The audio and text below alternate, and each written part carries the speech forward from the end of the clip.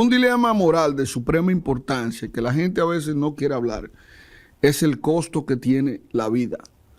Es difícil usted establecerle cuánto vale la vida cuando se ha establecido de que es incalculable. Pueden morir cientos de personas, pero cuando se muere un familiar cercano, para ti eso representa en ocasiones el mundo entero, el universo completo, por el dolor que produce. Hay una película en Netflix que se llama precisamente ¿Cuánto cuesta la vida? Y está basada en un acontecimiento funesto del 2001, el 9/11, en donde murieron una cantidad de personas incalculable. Siempre se da un número ante esta catástrofe, pero es imposible uno poder estipular realmente cuánto murieron, cuantificar. Sí. Y esta película trata de un abogado precisamente en donde la trama te pone varios temas. Por un lado, el cinismo que hay en esto de tener que negociar entre los dolientes, los familiares que quedan y los que tienen que resarcir el daño. Hacer una negociación, esto es un dolor profundo. En República Dominicana, en este momento, nosotros estamos inmersos precisamente en ese tema, ante la tragedia del Jet Set.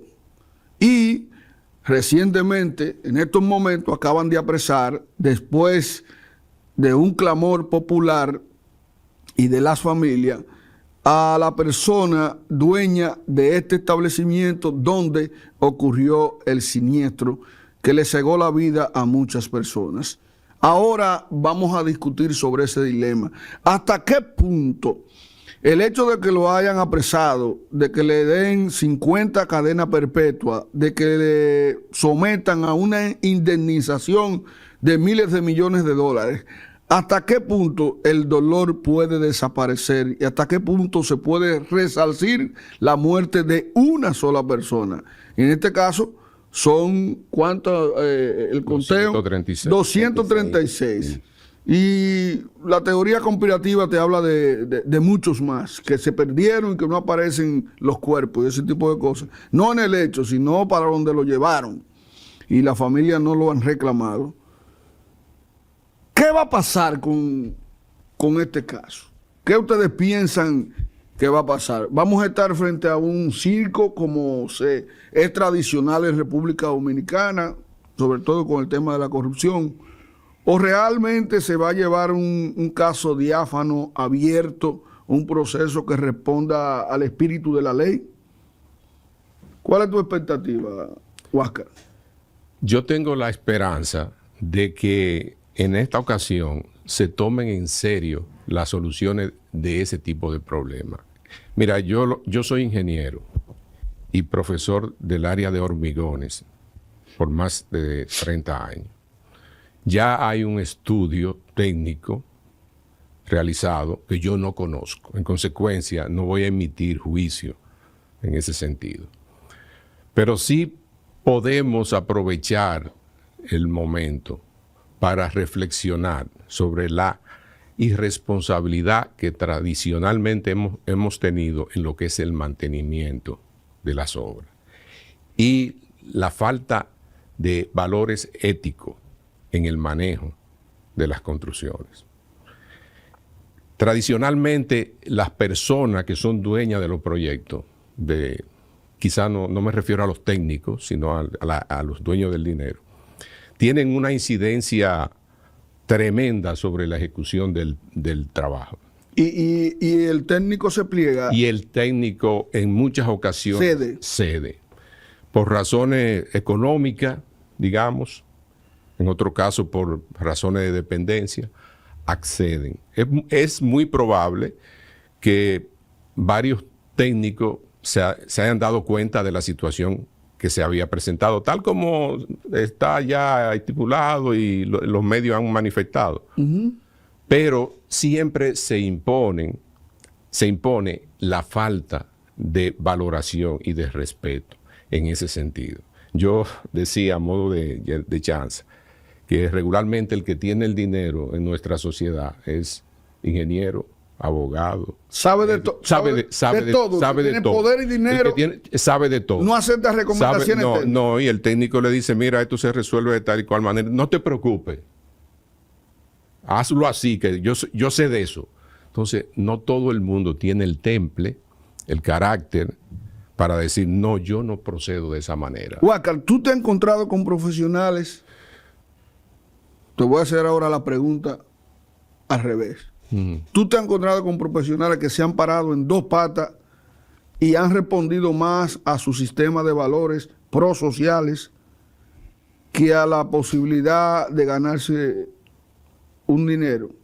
O sea, el dilema: o rechazo el trabajo porque rompe con los protocolos, con el sistema de seguridad que debe estar, y eso puede ser un riesgo para la sociedad, o sencillamente obvio eso y me gano mi dinero. ¿Tú te has encontrado con gente que se ha resistido? Con muchos. Con muchos. Muchos. Aquí hay muchos profesionales y podríamos dar muchísimos ejemplos de gente que se ha parado y dice, no, eso no procede de esa manera, yo no participo en la ejecución de ese proyecto.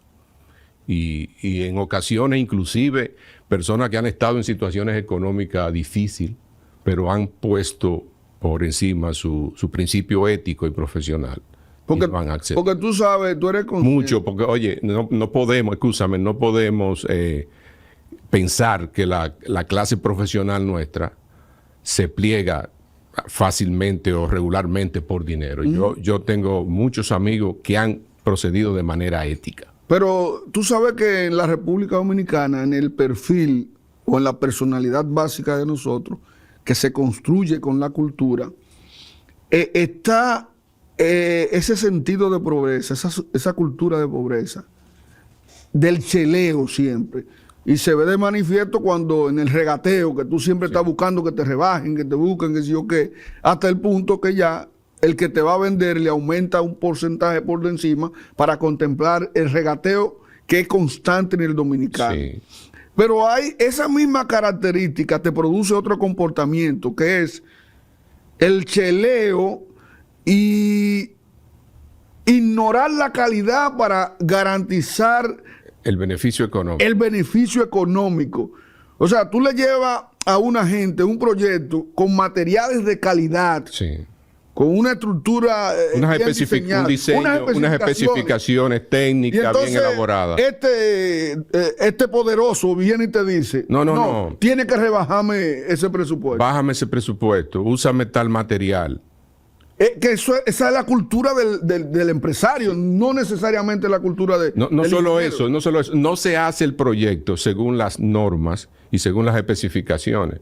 Entonces luego se dice, mira, me salió por tanto. O sea, hacemos gala de lo barato que nos resultó el proyecto, y me siento contento como dueño del dinero, digámoslo así. Sí. Sin embargo, no se cumplieron las especificaciones técnicas, el diseño, los planos, todo lo que se requería para garantizar la calidad de la obra. Eso sucede, puede suceder, pero no es la generalidad. A eso obedece que hay muchas estructuras físicas que ahora tú la ves con mucha filtración, mucho deterioro, y si tú le haces un análisis, digamos, profundo, sí, de repente tú ves que la varilla que tiene no tiene el grosor que lleva, el tipo de material como arena, grava, lo que sea, no es el que llevaba. Ese tipo de cosas suceden y es muy frecuente en República Dominicana. Suceden, pero en este caso, con la situación que se ha presentado con el YESE, que todo el mundo se ha puesto alerta, pues se están haciendo estudios de vulnerabilidad en las obras. Pero hay que tener claro un asunto. En la mayoría de los casos son problemas de mantenimiento. No son problemas estructurales. Pero que también es por no pagar, por no... Porque no tenemos cultura de mantenimiento en ningún aspecto de la ingeniería. En muchos casos, tú lo ves todos los días. Mira, por ejemplo, ahora de emergencia se están reparando los puentes, pero debería haber un programa sistemático todos los años de darle mantenimiento, como tú lo ves en Estados Unidos. Sí. Todo el tiempo están trabajando en el proceso de... Y una cosa, para pasar con Víctor y entrar ya al tema de la solución del caso, pues se dio la primera parte. Huáscar, esa relación entre un subordinado Sí. y el jefe que te dice, tú vas y le llevas el informe y le dices, mira, aquí hay problemas. Sí. Y como tú dices, él sabe lo todo porque tiene el poder y tiene el dinero. Tiene. Es una transformación, Víctor, que se da. Esa relación, ¿a quién le cargaría la mayor cantidad de culpabilidad? El empleado ya te dijo, el jefe dijo que no y el empleado lo dejó así. Bueno, en ese caso estaría la violación técnica del proyecto, quien asuma la responsabilidad técnica, pero sobre todo también el propietario, porque es un asunto de responsabilidad compartida. ¿Qué debe hacer entonces el que entregue el informe y el propietario no obtempera a hacer los cambios? No proceder a ejecutar. No proceder. No, según tus valores y tu sentido de responsabilidad y tu misma condición ética.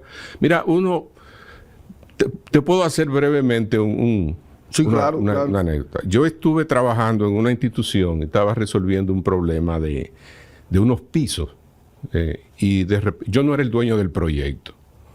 De repente el dueño me dice que como se tratan de unos pisos de cocina, no necesitan tanto acero. Yo no le respondí. Sin embargo, en el momento que él se va de la obra, yo procedo a colocar los aceros según las especificaciones y los planos que yo tengo. Tú te quedaste callado y lo dejaste. Y lo dejé.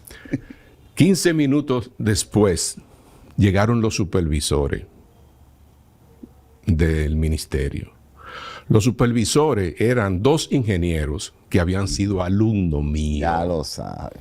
Ay, contra. Si yo procedo a violar, yo soy profesor de hormigón. ¿Cuál era el ejemplo? La incoherencia. Era la incoherencia y lo que iba a salir de ahí con respecto a mi condición profesional.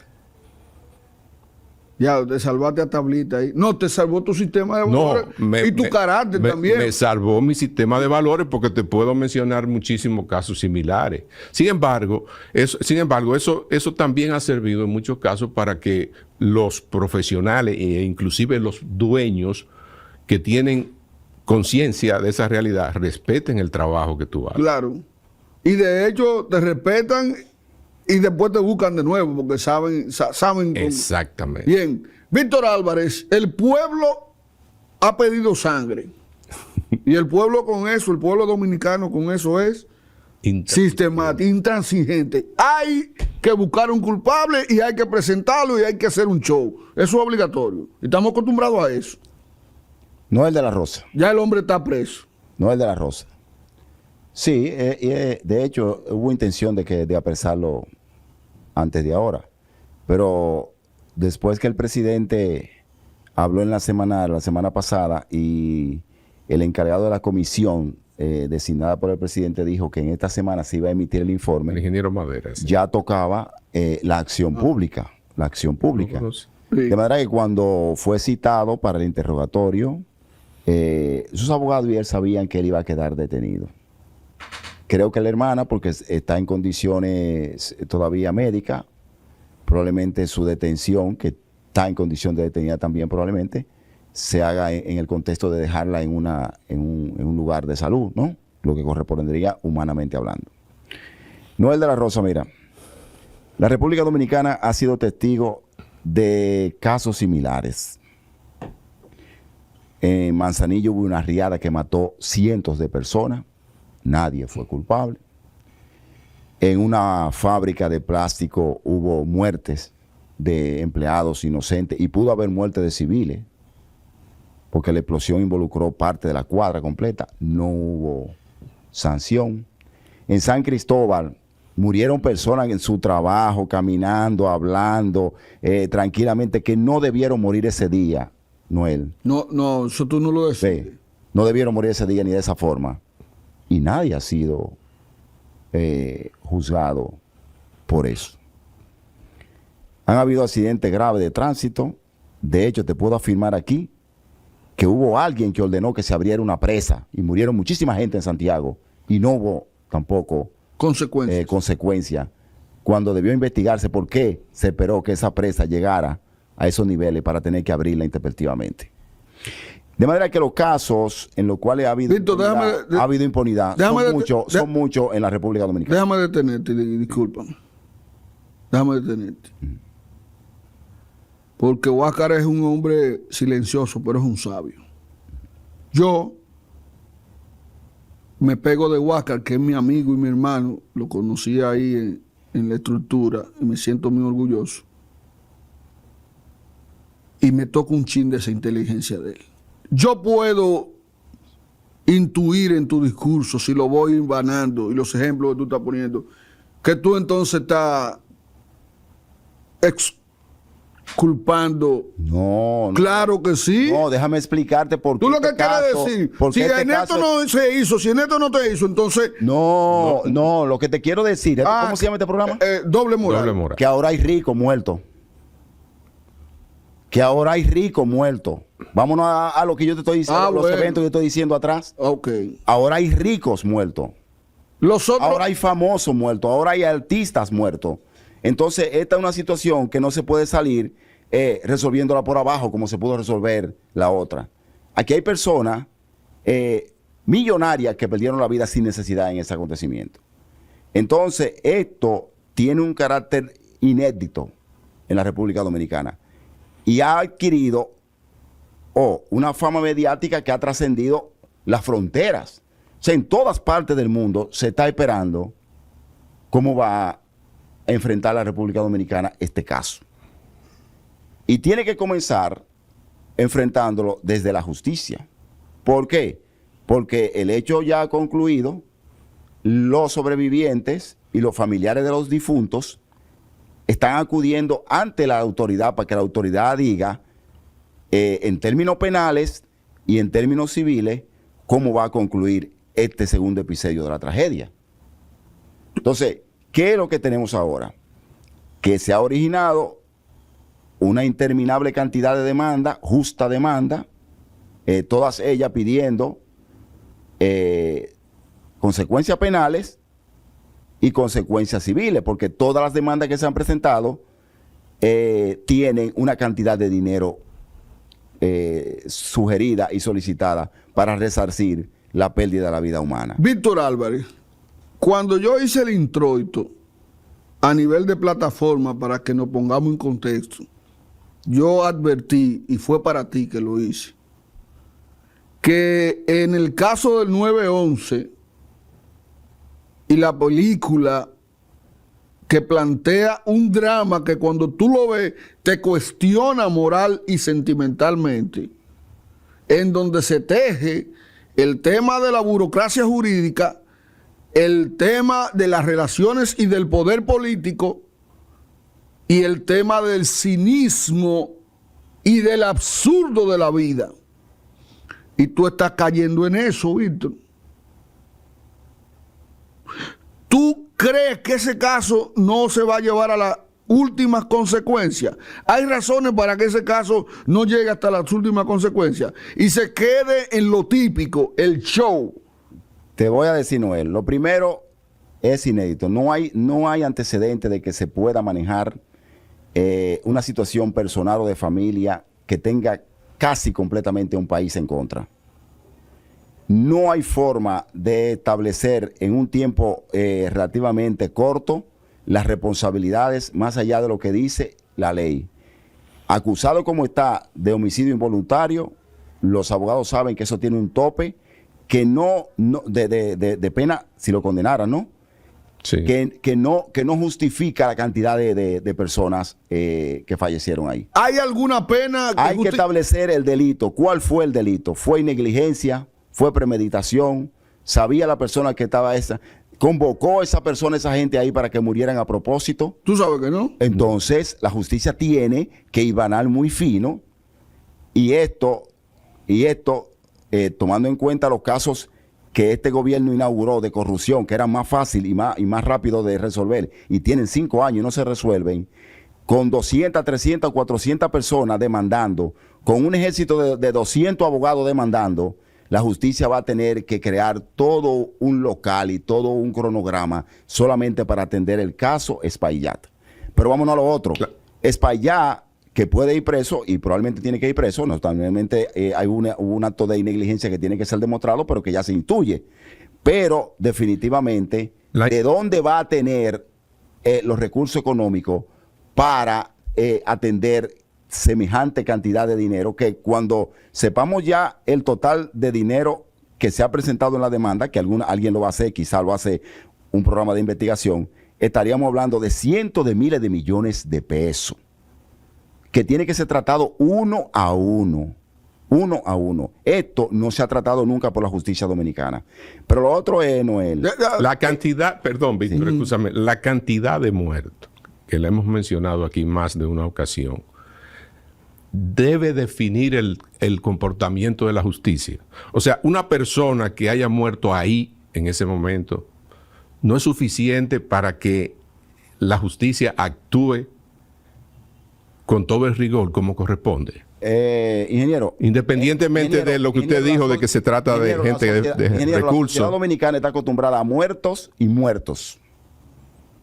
A muertos y muertos. Nos pueden llamar ahora mismo y decir que la policía mató 16 jóvenes en el barrio tal, y la sociedad dominicana no se inmuta. No se inmuta. Exacto. No se inmuta. Ahora mismo puede haber un accidente de tránsito donde mueran, ¿cuántos turistas murieron? Mueran 25, 30, 40 personas. Pero si en ese accidente de tránsito va una figura artística, una figura económica de alto relieve, una figura militar o una figura importante para la sociedad, nos pasamos la semana entera y le hacemos un programa a esa persona. Pero Víctor, entonces, es la cultura dominicana la que ha dicho que hay muertos y muertos. Pero Víctor, tú estás diciendo, y yo leo entre líneas, hermano, tú estás diciendo que la vida tiene un valor entonces. Sí, no, definitivamente la justicia, la justicia le pone valor a la vida, Noel. No este programa se llama Doble Moral. La justicia le pone valor a la vida, porque si no, el problema no se pasa a lo privado. Si quien pierde algo, y por eso están los seguros, ahí están los seguros que te dicen, si usted en su carro mata a una persona, yo le puedo pagar hasta tanto a esa persona, y la persona lo reclama. Y con su dinero.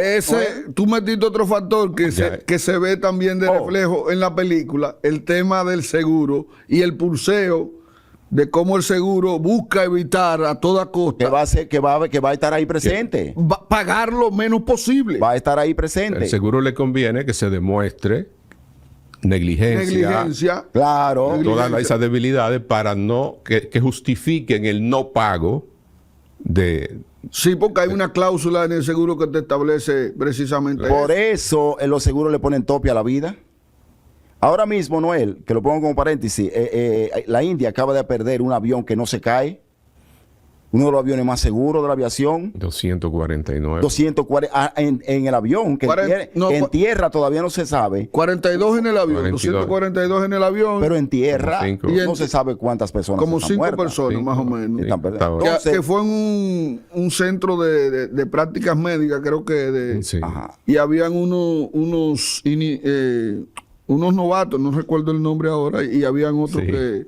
Eso está estipulado, pero ahora ahí viene lo mismo, hay que demostrar si fue un problema eventual, si fue un problema humano o si fue un problema de diseño para resarcir esas víctimas, pero todo el mundo tiene un tope de dinero ahí establecido en la aviación. Pero entonces ahí que viene, ahí se involucra la compañía de seguro, invirtiendo dinero, haciendo el expertise para precisamente evitar pagar dinero a quien por mucho tiempo, vamos a decir, le dio un dinero para que cuando viniera la catástrofe... Escúchame, y a los deudos, te voy a decir ¿quién le interesa más? Escúchame, Víctor. La condena... ahí es donde... por dinero o el dinero. No, ahí es donde viene el dilema. No, déjame explicarte. Ahí es donde viene el dilema moral. ¿Sabes por qué? Porque los millonarios que estaban ahí no les interesa el dinero. Ok. A los millonarios que estaban ahí no le interesa el dinero, porque tú no le puedes poner precio a mi hijo ni a mi hija, porque yo tengo tanto o más que tú. ¿Y cómo se le puede resarcir a ellos? En la cárcel a ti, porque tú cometiste. Pero la ley... si se demuestra que tú cometiste negligencia, porque el expertise forense o todos los datos que la justicia recoja, que debe tenerlo ya, porque para el hecho de dejarlo en condición de detenido, ya la justicia tiene Pero evidencia. ya está planteado un Ya la justicia tiene el informe que dice que él es culpable por alguna cosa. involuntario. O sea, no fue un crimen premeditado. O sea, eso yo no soy abogado, pero eso tiene que tener un tope de culpabilidad, de tiempo. Pero la señora que está, a la abuela que está con las 3 niñas que murieron los 2 esposos militares, que tiene que cuidar 3 niñas pequeñas, a ella lo que le interesa es el dinero para que le ayuden a cuidar a esas niñas, que tiene que dedicarse a levantarla. Pero a los millonarios que estaban ahí, ve, que no necesitan 200 ni 300 millones de pesos, no van a dejar esos muertos así si la justicia demuestra que pudo ser evitada esa muerte. Tú seguías enumerando entonces diferentes variables. Bueno, te decía que dentro de la variable está el hecho, por ejemplo, que algunas personas murieron un mes o quizá días después. Y la justicia complejiza eso. Señores, miren. ¿Tú crees que lo declaren caso culpable? Caso complejo. Es que ir de caso a caso. Un caso complejo. No, complejísimo debe ser, pero no le pueden poner, porque si lo declaran complejo, tienen que meterle 18 meses de cárcel. Exacto. 18 meses, que se revisa cada 3 meses o algo así. No soy abogado, ¿no? Pero evidentemente el caso es el más complejo de la historia. Pero díganme ustedes. Pero esto digo. Ahí hay gente que. ¿Cuál es el criterio para definir un caso como complejo? Pregunto realmente. Evidentemente que en el momento no se tengan todos los elementos para dentro de 90 días tú someter fehacientemente la prueba y que el ministerio gane. En este caso yo creo que no se da esa situación. La instrumentación del expediente en el tiempo que está establecido típicamente. Ajá, que no se pueda, que se vea que no se pueda. Sí, porque al que agarran infragante y no hay que declararlo complejo. No, te lo agarraron cometiendo el hecho. Bueno, es más o menos el caso. Porque los abogados van. Sí, ahora, no, otra cosa es. Los muertos están ahí. Sí, no, pero la discusión. El estudio está sí, hecho. pero la discusión es que en qué agarraron en qué agarraron al dueño de YXE. No lo agarraron en nada. No, en términos personales no. Sí. Pero los hechos son contundentes. Son contundentes. Pero todavía. Lo que se esperaba, un estudio técnico, también ya está. Y es contundente. Debe influir determinantemente en la decisión. No, influyó porque coincidió que salió el tiempo del informe y lo apresan a él. Bueno, pero quiere decir que ahí hay elementos culposos, vamos a decir. Entonces, Noel, nosotros acudimos siempre a la sociedad a decir que, por ejemplo, si una persona o la policía mata a un muchacho ahora de 20 años y nació dentro de todo este desarrollo económico que nosotros hemos dado, Nueva York chiquito y todo esto, los responsables fuimos nosotros que no lo criamos bien. Entonces, simplemente el abogado de la defensa puede decir, está bien, bueno, pero nosotros vamos a compartir esto con el Estado, porque ¿dónde tuvo la última inspección? ¿Dónde tuvo el Estado que debió garantizar? ¿Por qué no vino el Estado a cerrar la discoteca? Entonces la ciudad y el Estado dominicano son compromisarios de esa desgracia. Para mí. Tiene que estar, hoy que te lo voy diciendo, en el banquillo de los acusados junto con eso. Para mí. Y ya, desde antes que ocurra, ya tú le estás dando argumentos.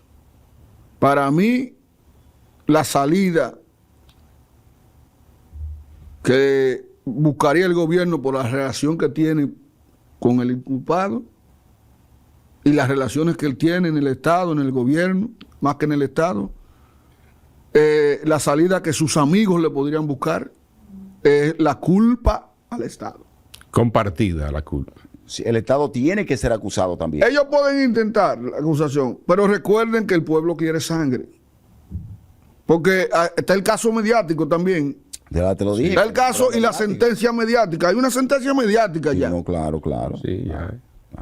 Ahora, al Estado se le puede acusar de violencia estructural o violencia indirecta,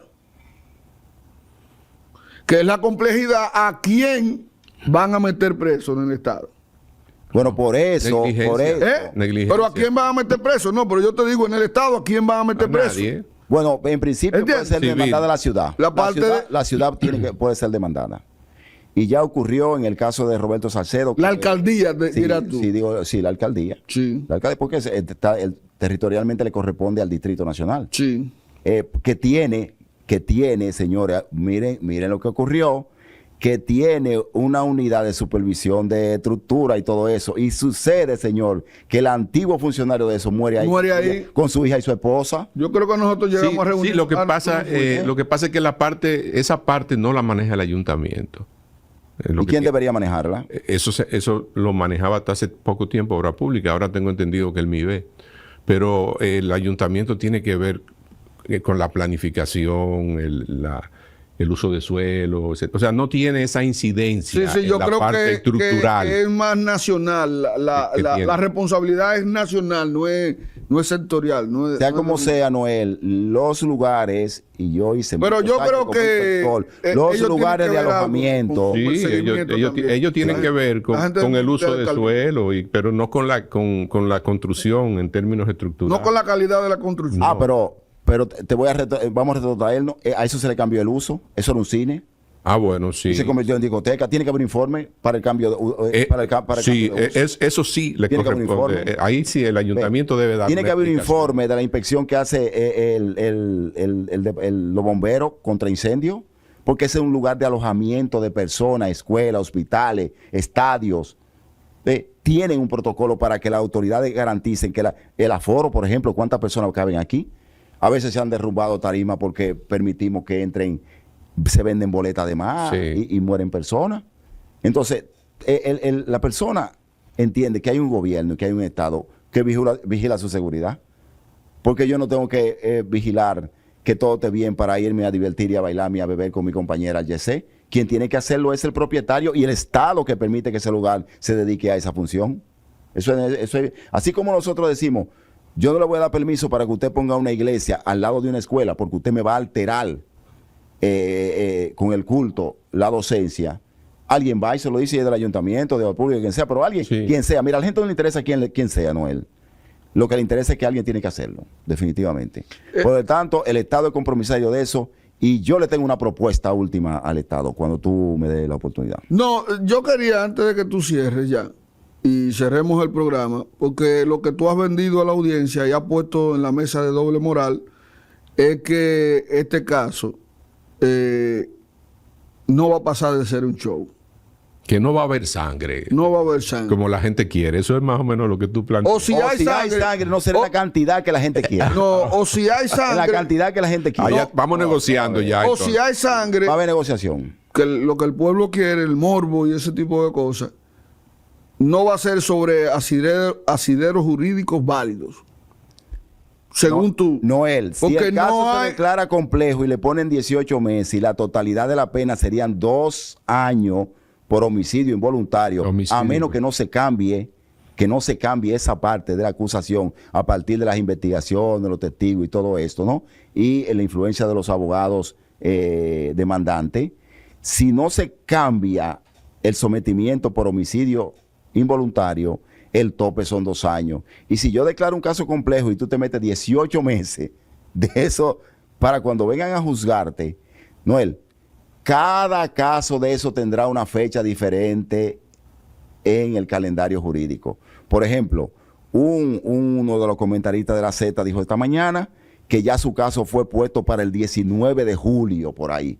Podría ser el primer caso. ¿Cuántas fechas dará la justicia con una cantidad inmensa de demandantes como la que hay? Bueno, de aquí que el caso se termine. Siendo así, no espere que lo declaren culpable. Pero en cuántas veces, porque por ejemplo, pero maestro, vamos, que yo no sé mucho de ley. Si en el primer caso lo declaran culpable, ¿qué pasa con los otros? Que no lo van a declarar complejo. ¿Cuántas veces lo van a juzgar, Noel? Esto está complicado, Noel, pero muy complicado. A favor o en contra, ¿viste? A la gente hay que darle algo. Ahora, yo me pregunto, desde el punto de vista psicológico, para que cerremos este programa, el punto de vista psicológico, ¿cuál es la recompensa que tiene un afectado con el hecho de que declaren culpable, sentencien y lo condenen a 200 años. A 200 años al culpable? Sí. ¿Cuál es el efecto psicológico que tiene esto? Sí, tranquiliza el deseo de justicia. Tranquiliza el hecho de que tú le dices al que murió, yo hice lo posible para que el que te mató esté en la cárcel. Pero que el que se murió no siente, Víctor. Ya. No, pero no es un tema contigo mismo. No, pero es que es un tema contigo mismo. Es que el que se murió sigue vivo en los vivos. ¿Cómo no? pero es un tema contigo.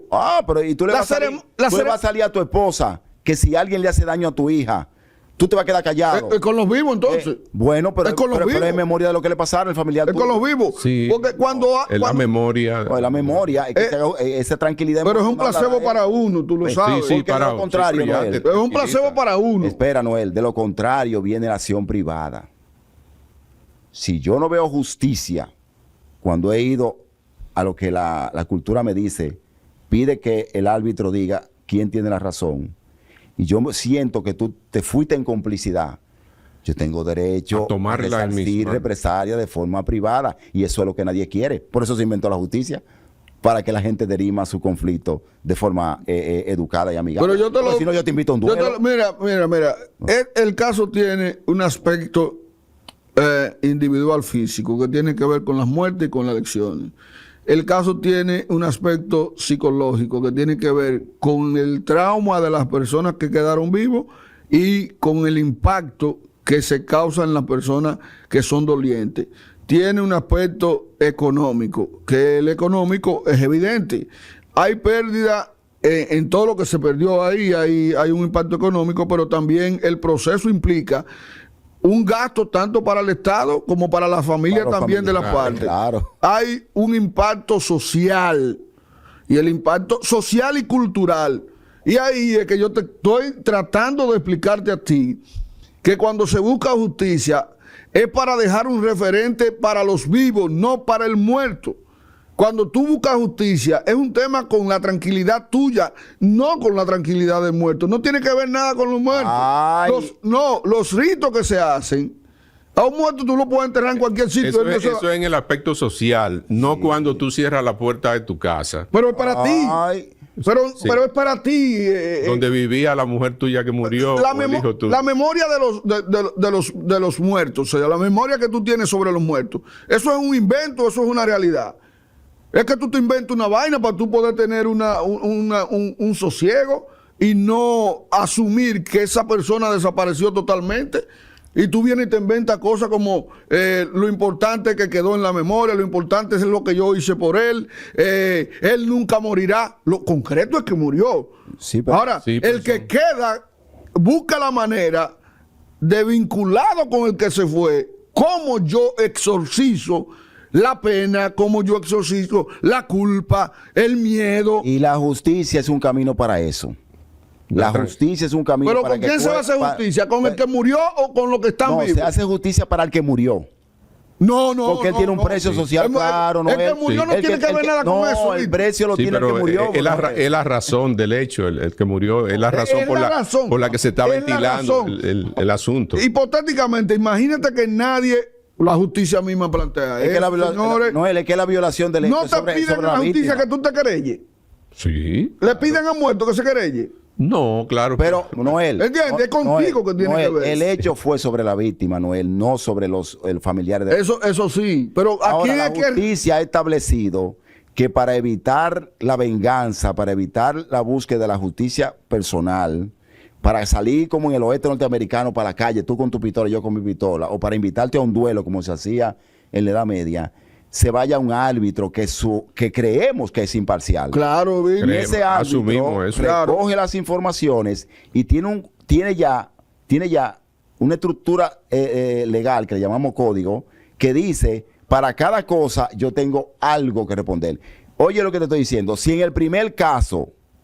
y llámate a un abogado para que te lo comente, que lástima que Álvaro está aquí. Si en el primer caso condenan a este señor a 2 años de cárcel y a 100 pesos para ti, ¿cómo hacemos ahora en los siguientes casos?